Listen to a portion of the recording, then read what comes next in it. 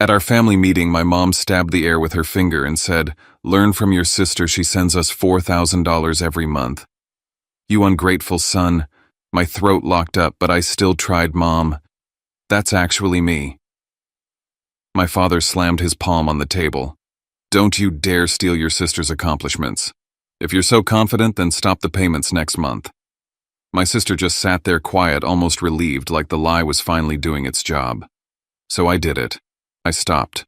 And the next month I found out exactly what my money had been buying, and why they needed me silent more than they needed me loved.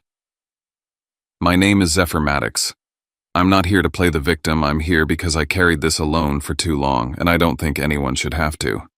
Before I tell you everything, can you just drop a quick hi in the comments or tell me where you're watching from? Sometimes knowing one real person is listening makes the shame feel lighter. And if you want more real stories like this, raw, messy, and honest, please subscribe. It helps me keep telling the truth when it's hardest. Thank you. And now, let me tell you everything. At that family meeting, my mother sat perched on the edge of her favorite armchair, the one she never let anyone else use, and spat out the words like she had practiced them in front of a mirror. Learn from your sister who sends us $4,000 every month, you ungrateful son. I didn't even flinch. I just looked her in the eye and started to say, "But that's actually me," before my father slammed his hand on the arm of his chair, eyes blazing. Don't try to steal your sister's accomplishments, then try stopping the payments. That sentence, it didn't leave a bruise, it left a crater, and I think they knew exactly what they were doing. My name is Zephyr Maddox. I'm 30, live in Aurora, Colorado, and work long shifts at a food processing facility just outside the city. I've been on my own since I was 20, but I never stopped trying to earn their approval. Every birthday, every holiday, I sent money. I didn't have much, just my paycheck, a crummy apartment near the train tracks, and my grandfather's old pocket watch, the only thing in that house that ever felt like it really belonged to me. I flew back home to Asheville, North Carolina, because my mother had called me 3 times in a single morning with that tight, clipped tone she saves for disappointment and discipline. We need to talk. It's serious. That's code in our family. Code for bring your armor. I stepped back into the same house I grew up in, and nothing had changed. The air still smelled faintly of lavender and judgment. Family photos lined the hallway like reminders of a play I was never cast in. My sister Sloane always took center stage in every frame, every story. I was just background. We sat in the living room for what they called a family talk, which always felt more like a trial. My mother led with disappointment. My father let her go on just long enough to set the tone, then delivered the first blow. You think 50 cents is funny? He held up a printed screenshot of a transaction. My name. A transfer of $0.50. I stared at it like it was some kind of joke. He didn't laugh. Neither did she. You think this is cute? My father continued, his voice climbing. Your sister Rain sends $4,000 a month. 4,000.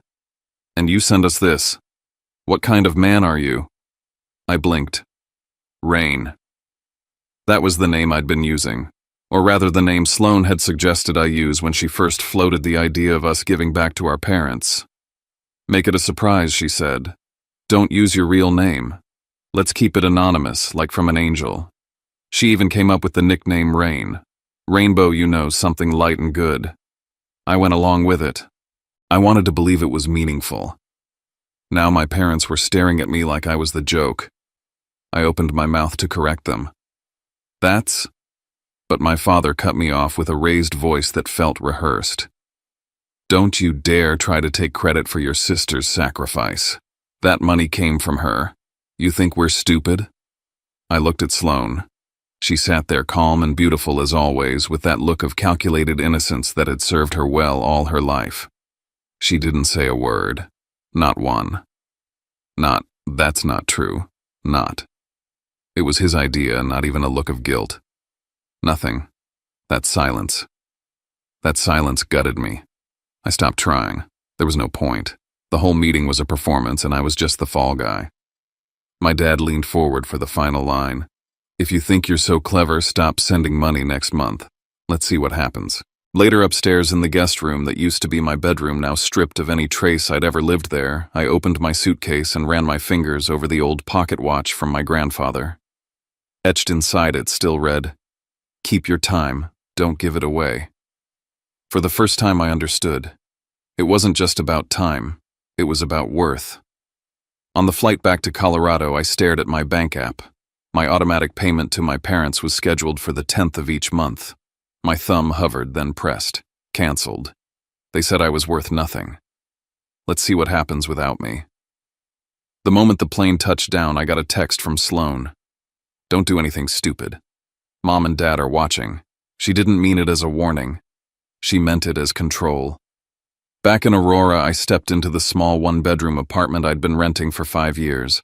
The hallway light flickered, the radiator hissed, and the window still leaked cold air. Nothing changed except me. I went back to my routines, up at 5 long shifts at the plant, evenings spent too tired to think. But now every task felt like it echoed with the insult 50 cents. That was how they'd chosen to see me. After everything. On Saturday, I pulled on my orange safety vest and headed to the construction site where I worked weekends. I needed those shifts to make up the $4,000 a month I had been sending. I'd taken extra certifications, skipped vacations, lived off instant ramen, and budgeted down to the cent. I did it not because I was rich. I did it because I wanted to believe that being good would buy me a seat at their table. Instead, it bought me a ticket to humiliation. Back home that night, I sat at my desk with 2 things in front of me, my grandfather's pocket watch and my banking records. I pulled up every transaction labeled under Rain and compared them to the account I used to send money. The 0.50 cent charge, the one they printed out and threw in my face, stood out. It didn't come from my bank. It came from a payment app I hadn't touched in years. I dug deeper and found that it was linked to a secondary email address I barely remembered, one that Sloan once helped me set up. My chest tightened. It wasn't a mistake. It was staged. I scrolled back through old messages. Months ago, when Sloan pitched the idea of using Rain, she'd offered to handle the logistics. "Just give me access so I can make sure it looks right," she said. "It'll be our secret." I trusted her. She was my sister. But she'd used that access to send a single transaction under my name, just enough to flip the narrative, make me look like I was mocking them. I called the bank, asked about the origin of the 0.50 charge.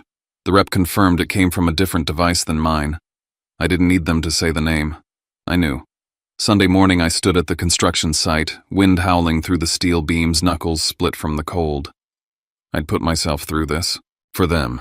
And now they thought I was worth a quarter of a candy bar. I stared at my hands. These hands that had fed them, sacrificed for them.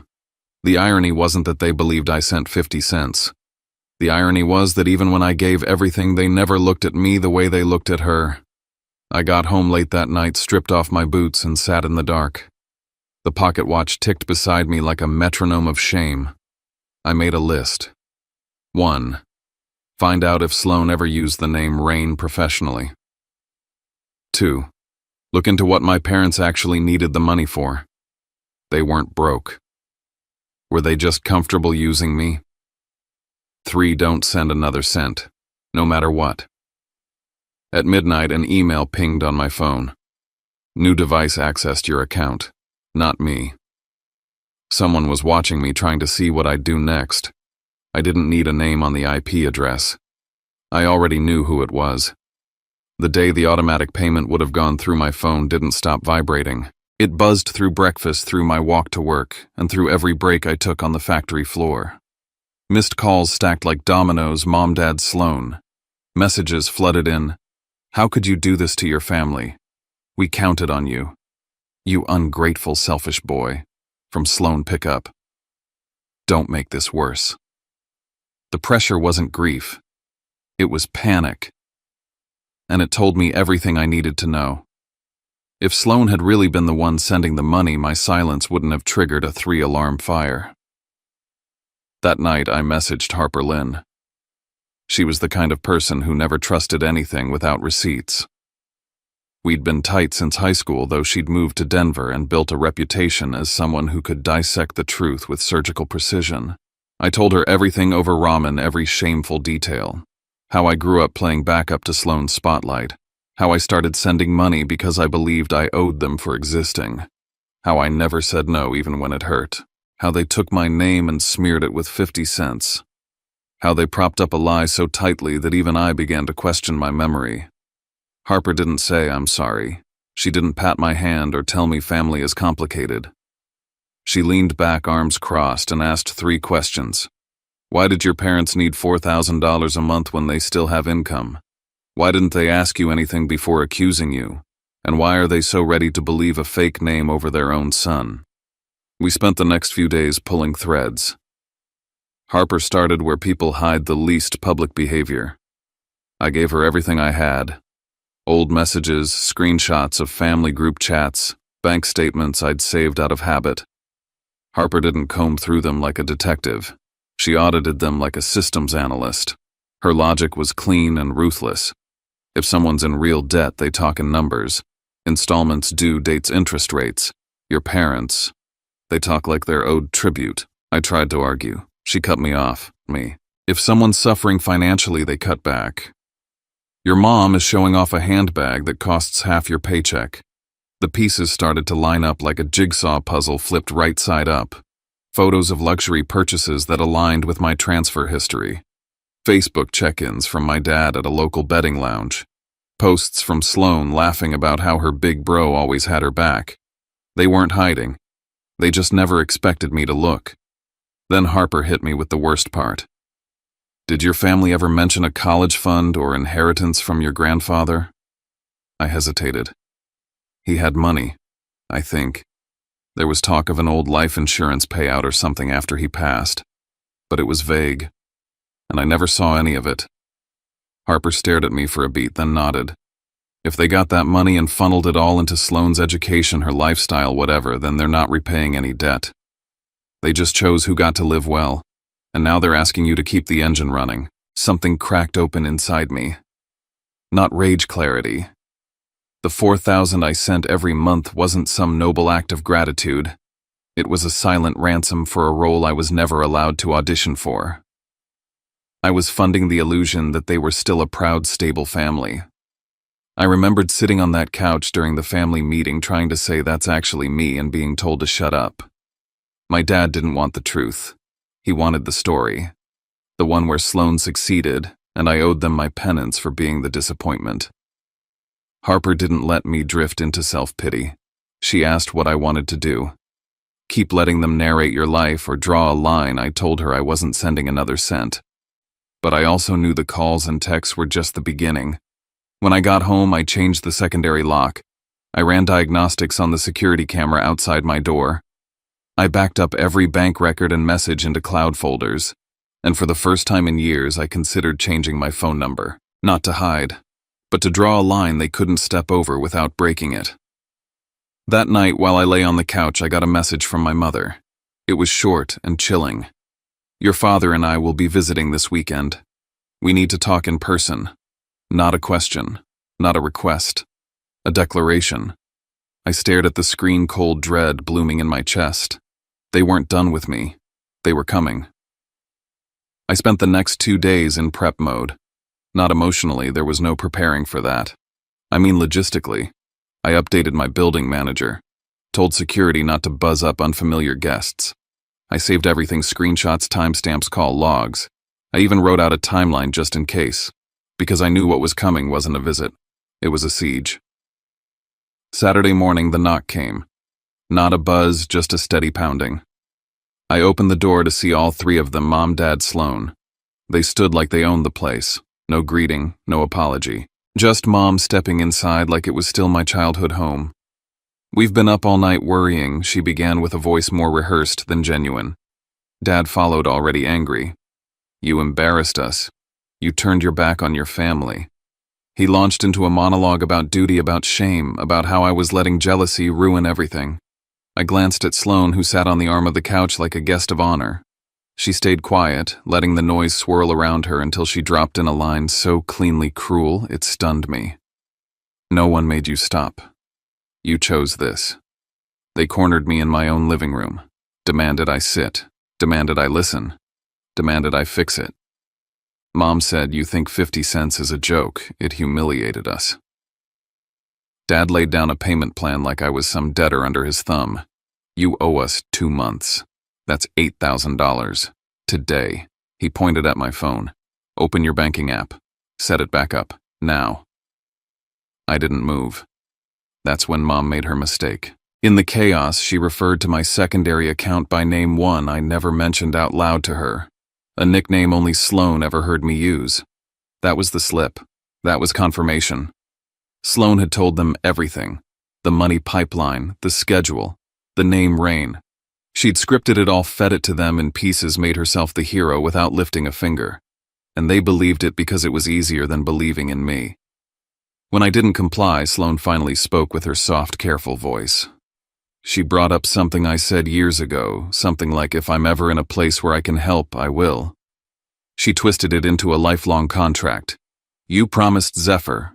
You said you'd take care of us." No, I didn't. I said I would help when I could. And I did. Over and over. But help given freely isn't a lease agreement. Then Dad changed tactics. He got quiet cold. "If you don't pay, we can start talking about how you've been living out here. What you've really been doing. People might want to hear it." I didn't have to ask what he meant. It was a veiled threat, one meant to scare me into submission. They weren't just after my money. They wanted the leverage to keep me under their thumb, even from 2 states away. I asked them to leave. Calmly, respectfully. That's when Dad raised his voice in the hallway. Loud enough for neighbors to hear. "You abandon your parents and expect us to stay quiet," Mom cried on cue. "He won't even feed his own mother." She sobbed right as someone walked past. It was all so theatrical I could barely breathe. I felt my own walls folding in around me, the safe space I built becoming a stage for their performance. Before they left, Mom added a final blow. "Maybe your boss would like to know the kind of person you are. Maybe they'd understand why someone like you shouldn't be trusted." She was no longer asking for money. She was threatening my job, my life, my name. After the door closed behind them, I stood frozen. Then I locked every bolt. I saved every video, every text. I labeled the files. I drew a boundary, not just emotional, but digital, legal, physical. I wasn't just the black sheep anymore. I was their enemy. And enemies document everything. That night, a new number called me. I let it ring out. Then the voicemail came. "Hi, this is a verification call regarding an application for a loan in your name. Please call us back to confirm." I never applied for a loan. But I knew who had my info. I knew who left my apartment just hours before. And I knew without a doubt the fight was just beginning. The next morning I called the number back, half expecting it to go straight to voicemail or some scammy robocall prompt. Instead, a professional voice answered crisp and clear, identifying themselves as a representative from a consumer finance service I'd never heard of. They said they needed to verify some details for a pending application for a personal loan under my name. My stomach tightened. I asked them to email me the information, and when it arrived, my jaw clenched at the address they used: my childhood home in Asheville, North Carolina. A house I hadn't lived in for nearly a decade. The phone number on the application was an old one, a burner line I used years ago, long forgotten. There was no way this was an innocent error. This was someone who knew my past like it was their own. And only one group had access to that. I forwarded the email to Harper and sent a quick message: emergency. Tonight, that evening, we met at her apartment. She'd already opened her laptop and had a spreadsheet started. She didn't waste time. "We're going to break this down like a forensic audit," she said. We started with the credit report. A fresh inquiry had hit within the last 48 hours, coming from the same loan company. Harper's fingers flew over the keyboard as she set up fraud alerts with all 3 major credit bureaus, locking down my reports so nothing else could sneak through. We made a list of everything: every email address, old security questions, login hints, previous banks I'd used. When I mentioned a secondary bank I had only ever told Sloan about, Harper paused. "She knows where you kept the money, doesn't she?" I nodded. That wasn't a guess anymore. It was a fact. Harper dug deeper. "I think they're not just trying to punish you," she said. "They're trying to shift something toxic into your name." I stared at the screen. The $0.50 transaction, the ghost sender name Rain, the perfectly timed character assassination, it all made sense. They were building a parallel version of me, one where I was petty, cruel, and cheap. Meanwhile, Sloan got to play the martyr who gave until it hurt. As if on cue, my phone buzzed. My father's name lit up the screen. "I'm going to give you one last chance to make things right," he said when I picked up. "We can still fix this. Just send the money and stop making things harder than they have to be." He paused, then added, "Because if you don't, I will make sure everyone knows who you really are." He hung up. Seconds later, another text came in, this time from my mother. "We didn't raise you to be this cold. You want us to die from stress." Then Sloan, "I'm the one cleaning up your mess." "You made me look like a liar," I snapped, not in the yelling kind of way. Something colder. I sat down, typed out a message, and sent it to all three of them. "No more money. All communication must be in writing. Do not show up at my home again. This is your only warning." Then I went through every app, changed every password, deleted every recovery method tied to my old life. I replaced email addresses, disabled old phone numbers, scrubbed everything. That night, Sloan sent one more message. "You think that's going to stop us? I know which bank you used. I know everything." And with that, I knew it wasn't desperation. It was control. They didn't want help. They wanted ownership. Harper closed her laptop. "They're not done," she said. I know, I answered. But neither am I. That night, just as I started to feel a flicker of calm, an email popped up from HR. Subject: quick conversation tomorrow. Body: "Hey Zephyr, someone called today with concerns. Can we talk in the morning?" I stared at the screen for a long time. They'd hit my job. When I walked into the HR office the next morning, my heart was thudding so loud I could hear it in my ears. The manager, a woman named Lisa, gestured for me to sit down. She had a notepad open but hadn't written anything yet. That made it worse. "Zephyr," she began gently, "we had a couple of calls yesterday about you. One said they were a parent, mentioned concerns about your well-being, implied you were under a lot of stress and might be acting erratically." I felt heat rise in my face, but I kept my voice calm. "And the other?" She glanced at her notes. "Someone claiming to be from a financial institution. Asked for your work schedule and location to verify employment for a loan application. It didn't feel right, so we didn't give them anything." I handed her a folder. "I think my family is trying to discredit me. I've been documenting everything." Inside were screenshots of texts, timestamps of threatening calls, and a written timeline. Lisa nodded. "We're not taking disciplinary action, but from now on we'll route all external inquiries to email. Just stay in communication with us." As I left the office, my legs felt weak. I leaned against the wall and texted Harper. Her reply came in seconds. "They're escalating because they're running out of time." That night, Harper sent me a link. "Look at this," she messaged. It was a community alert site tracking high-fee modeling workshops. One of the organizers matches someone Sloan follows. A recruiter promising casting opportunities. Entry fee in the thousands. My gut turned. I remembered overhearing Sloan on a call a few months back saying he'll cover it. He always does. I hadn't thought much of it then. Now I did. Harper's cursor blinked in our shared document. They needed cash fast. You were the fallback. I spent the weekend digging through old family records. Tucked inside a plastic file folder buried beneath tax returns was a printout of a trust document. My grandfather's estate. I wasn't sure how it had ended up with me, probably an oversight from years ago. One clause stood out. Funds to be held in trust for both grandchildren to be administered by the parents until age 25. My name was on the line. So was Sloan's. I never saw a cent. But Sloan suddenly got braces, a car, an apartment in LA when she turned 19. They hadn't been supporting us equally. They'd invested in her dream, and I was the insurance policy to keep it afloat. The next morning I saw them again. At the front of my building. Sloan was crying into her hands. My mom was pacing in front of the doors. My father was yelling something at the security guard holding up a phone. I stayed upstairs watching the camera feed. It was the same performance, but with a twist. Sloan now held up a photo, a screenshot of a $4,000 payment with the sender name Rain and blurred banking details. She cried. He lied. He only sent 50 cents. My building's security stared, confused, uncomfortable. I watched from the monitor, my jaw locked. Later that night, another ping from a credit bureau arrived, a new loan application. This one had progressed to conditional approval. Harper's message came immediately after. They're trying to cash out using your name. Everything clicked.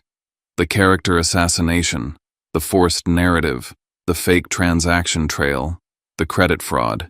They weren't just attacking. They were replacing me with a version that owed them, failed them, and needed to repay them.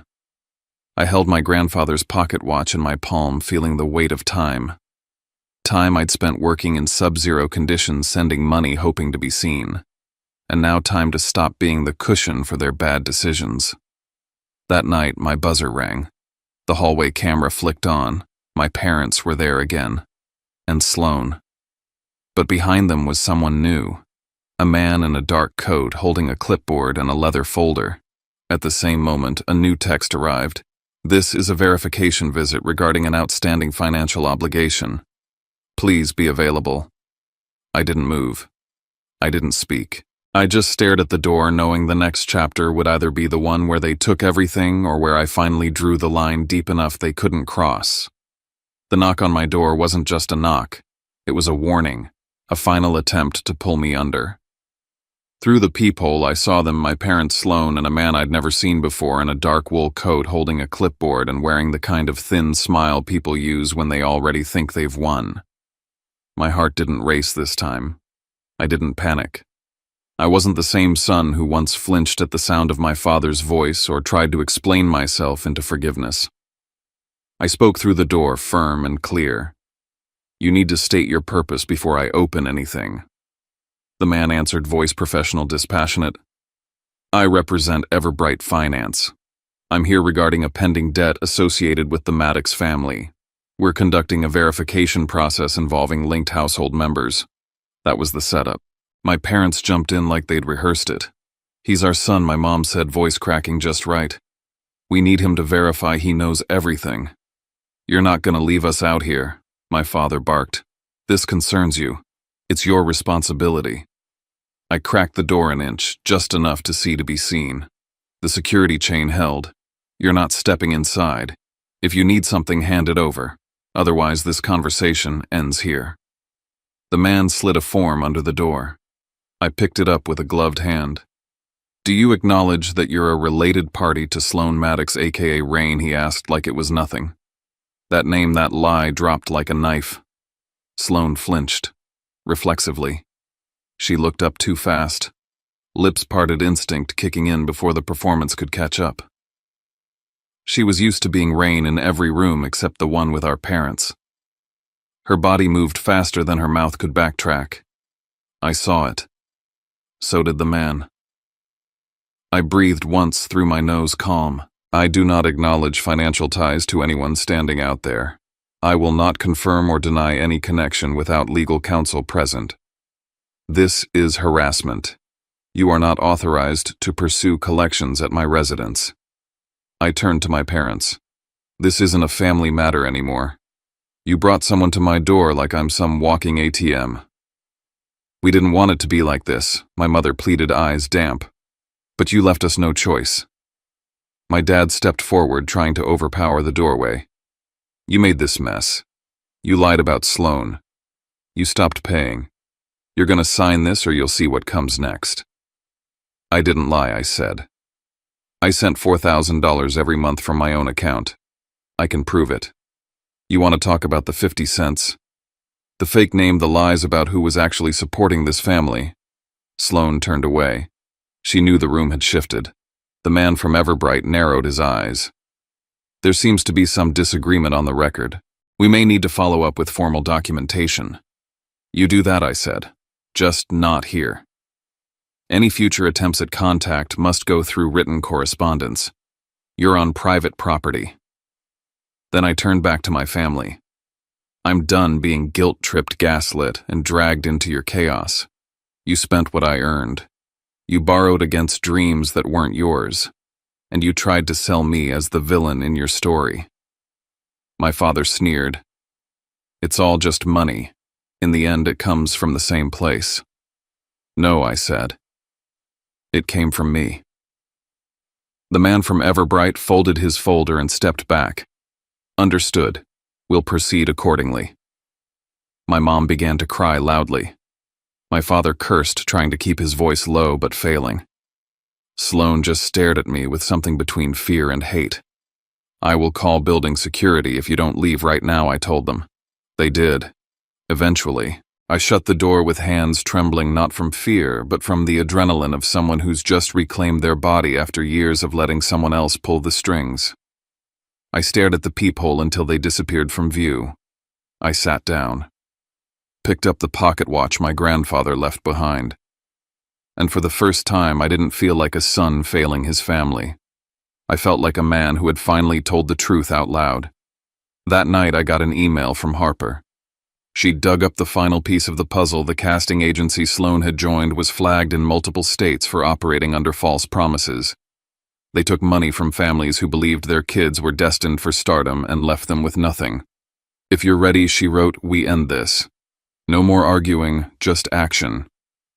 I started the next morning like a cleanup crew walking through a demolished building. Calm, methodical, numb. Not because it didn't matter, but because it finally did.